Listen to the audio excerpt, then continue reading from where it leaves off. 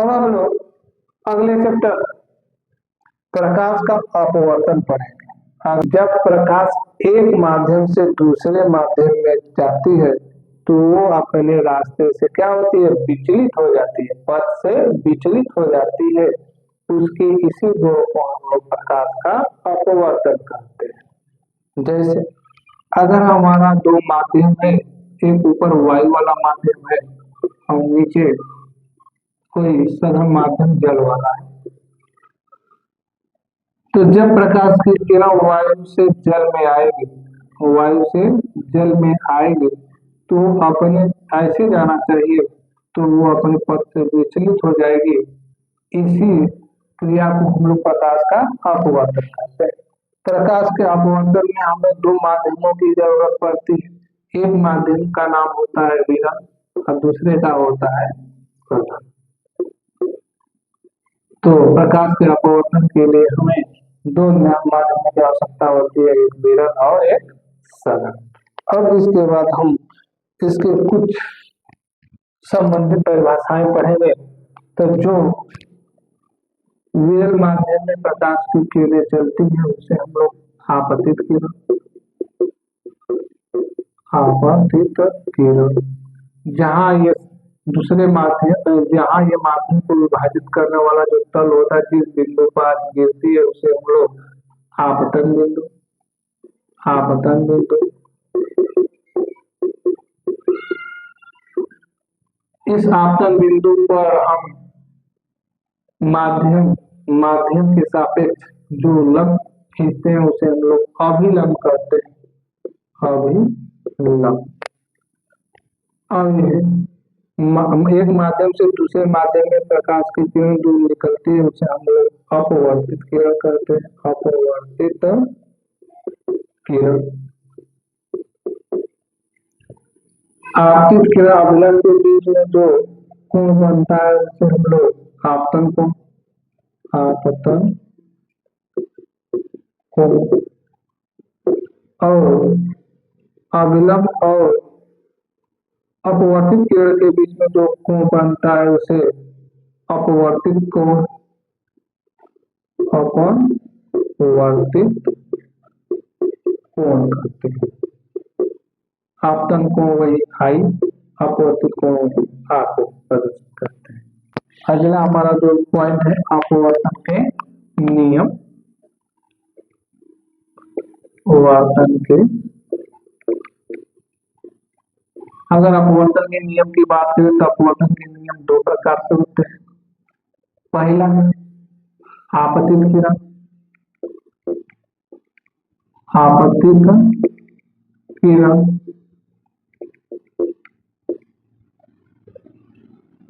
अपवर्तित किरण, अपवर्तित किरण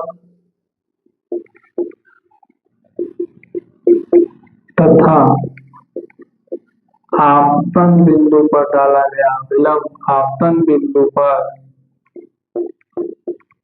डाला गया लंब, डाला गया लंब एक ही तल पर होता है, एक ही पृष्ठ पर होता है। अगर दूसरे नियम की बात करें तो आपतन कोण आई की ज्या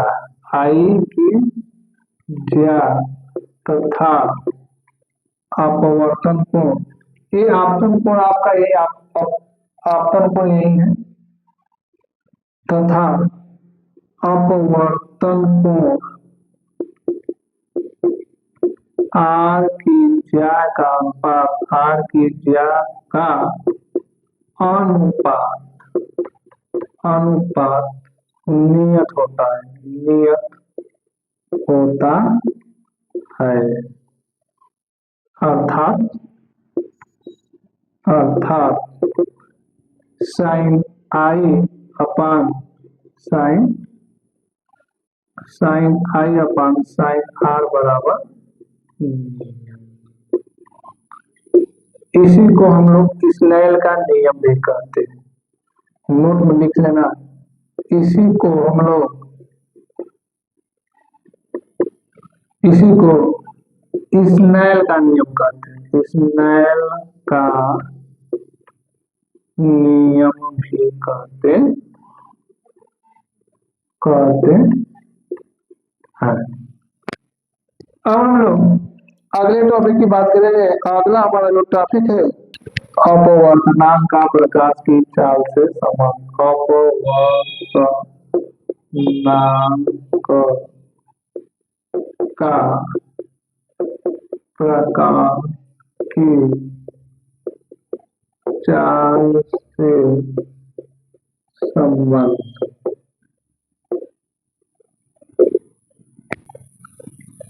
किसी माध्यम का अपवर्तनांक, किसी माध्यम का अपवर्तनांक वायु के चाल व माध्यम की चाल के अनुपात के बराबर होता है। के बराबर होता है। इसे हम लोग यन से प्रदर्शित करते हैं। यन बराबर हमारा हो जाएगा वायु की चाल आने, वायु की है ना। यन की जगह आप अपवर्तनांक लिख सकते हैं।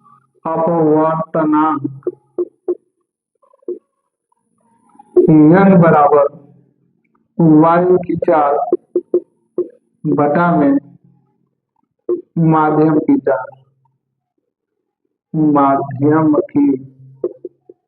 चाल। अगर हम यन बराबर वायु की चाल सी से प्रदर्शित करें, हम माध्यम की चाल को हम लोग यू से प्रदर्शित करें, तो ये हमारा सी बाई भी हो जाए।